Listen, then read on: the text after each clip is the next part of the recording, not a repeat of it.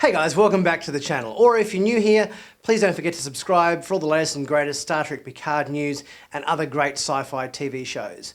So today we've got a trailer for episode 5 to have a look at, we've got a sneak peek scene to have a look at from the episode, and I've got some very interesting information for you about the La Sirena, Rios' ship. Who are you looking for? Bruce Maddox. I found him. We must extract him. Are you serious sending us down there looking like this? You really need to sell this. You need to show a little panache. You're killing it. Something's not right. An ambush. So for starters in this episode, the very first shot we get is a voiceover from Picard saying we've got to get Maddox, and a bloke crashes to the floor of a bar, and unfortunately it would appear that, according to this clip in the trailer, our friend that we saw in a past trailer for Picard, the bloke with the curly grey hair and the curly grey beard, is in fact Maddox. And this guy is not Brian Brophy. Such a shame that they couldn't get the original actor who played Bruce Maddox back to play his iconic role. I mean, this is one of the most beloved top 5 episodes of Next Generation that there was. Why couldn't they get this guy? So I think I would have much preferred them to create a brand new cyberneticist character that Girardi's been talking about. You know, create a new character, say, oh, he worked as a young man as a lab assistant under Dr. Sung, and he was at the Daystrom Institute for a time working alongside Maddox, Create a new character altogether. That would have been totally cool. Once they dropped the name Bruce Maddox, I think everybody's expectation was that Brian Brophy was going to come back and play that role. And if they couldn't get him, they probably should have just changed the name of the character to something else. I think that would have probably been preferable. But anyway, we get to see Maddox, even if it is a recast. And it would appear in this episode we also get to see our characters playing a bit of dress up. Picard's going a bit of a French pirate look with the beret and the eye patch. We've got Rios dressed up as a pimp. It's a little bit out there, but I'm going to wait and see how it plays out in the episode to know why they couldn't just go down to Freecloud wearing, just civilian attire. Let's wait and see. I mean, there's a few quirky little things popping up in these episodes, like our slip sliding down the Borg hallway in the previous episode. So it'll be interesting to see why this costume change into these outlandish outfits is necessary for this episode. From the looks of the exterior shot, Freecloud looks like it's going to be some kind of, to use a Star Wars euphemism, a bit like a Mos Eisley kind of place. It's sort of, a wretched hive of scum and villainy. We've got kind of a, probably a bit of gambling and a bit of a casino, and we've got seedy characters in a cantina kind of environment. So it will be interesting to see what the Star Trek version of the Mos Eisley Cantina is going to be like. We've even got our Star Trek version of Han Solo in the form of Chris Rios going up against a ruthless-looking character who perhaps is the Greedo equivalent in this environment. So let's hope that Rios shoots first. And of course, it appears this is the episode where 7 of 9 gets to dual-wield the disruptors and go to town on whoever happens to be ambushing our crew. We've also got a short little scene from episode 5, so let's take a look at that scene, and then I will tell you a little bit more information and we get to learn about Chris Rios' ship, the La Sirena.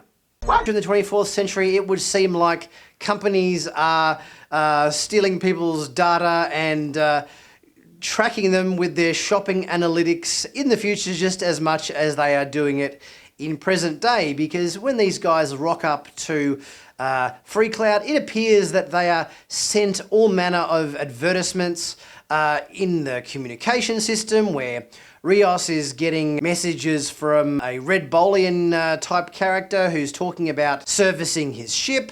We've got Picard getting messages from some fancy schmancy hotel offering him to have high tea or, and scones perhaps, there. So they've tailored the advertising to him. We've got Jurati, who obviously they've worked out she's into robotics, is getting punched up by a robot because she's into robotics. And we've got Raffi, who's getting messages to go to the slightly more seedy establishment there on Freecloud to purchase some more snake leaf. So she's quickly swiping that off the screen because she doesn't want everybody to know about her drug addiction on that front. And poor old Elnor gets nothing because he's never left Vashti. The computer on Freecloud clearly doesn't know his buying and shopping habits, so he's a clean slate and doesn't get any advertising thrown his way at all. How lucky for him. So just in reference to one of the first messages that our team gets from the little pop-up advertisements, the first one that pops up for Rios, we get to find out a little bit more information about his ship. The Red Bolian, who obviously is like an engineering establishment where you dock your ship to get it serviced or something. The Red Bolian, he references Chris Rios's ship. Now, it's kind of hard to understand exactly what he says, but from what I gather and what I can tell, just listening to it over and over again to see if I can get it straight, it sounds like he says Chris Rios's ship is a Capellan F-70P freighter. Who are the Capellans, you might ask? Well, these Capellans were in an original series episode called Friday's Child. I think it was in season 2. Let's just say these guys were kind of like the Teletubbies of the Star Trek universe. They kind of wore these onesies and they had this sort of head thing on and they had sort of tufts of hair sticking out the top. So yes, so if that's the case, then Rios has bought his ship from a bunch of Teletubbies. But yeah, these guys they were meant to be super strong and they were super tall and they were like meant to be sort of 6.5 feet or 7 feet tall. It was a little bit, it's the production designer of the 1960s. What can I say? So we never saw this race's ship on screen. They were just, the original crew visited their planet. So I guess the creators of Picard decided just to pick at random a Star Trek race that had been mentioned on screen, but had no former reference of their spacecraft. So they had pretty much an open slather to design whatever they wanted in that regard.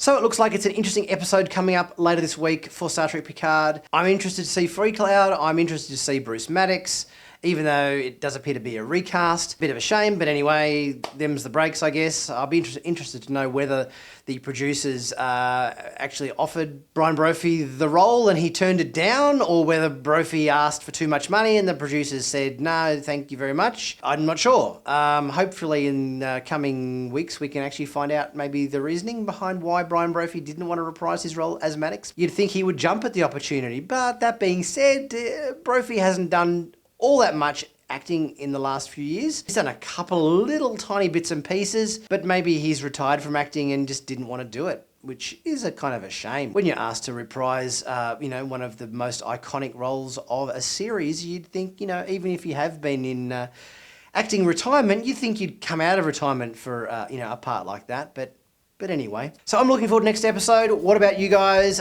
Leave a comment in the comment section. What do you think about the Brophy recast? You cool with it? Or it's like, nah, they should have just made a whole new character? Or what do you think about these dress-ups our cast are getting involved with French pirates and pimps and all that sort of stuff, and heading down to our Star Trek version of the Mos Eisley Cantina? Let's see how that plays out. In the meantime, guys, please don't forget to subscribe, like, comment, and share this video. And I will see you at the end of the week for more review of this episode. Until then, I'll catch you next time.